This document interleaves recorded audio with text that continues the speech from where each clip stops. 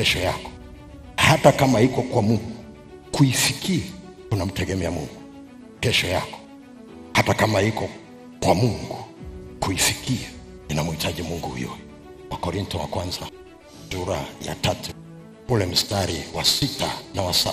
Mungu asipohusika katika kukuchukua hatua za kukupeleka, uwe na uhakika utabaki na leo yako kwenye maisha ya kila siku, na utabaki na kesho yako kama ndoto.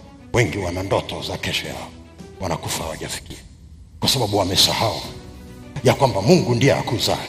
Hakuna mkulima yoyote atakayekuambia hakuna Mungu, kwa sababu hakuna anayekuza mbegu anaenda anaifukia mbegu yake. Anakuja kuchungulia tu, ikifika muda wa kuota anachungulia. Kwa nini? Kwa sababu anajua yuko akuzaye. Hawezi kupanda akategemea kuvuna alafu hapa asimshirikishe Mungu. Watu wakimsahau Mungu, kitu Mungu anachofanya ni kuingilia katikati ya mbegu na mavuno, ili washindwe kuvuna, wajue ya kwamba yuko Mungu anayetakiwa kutegemewa.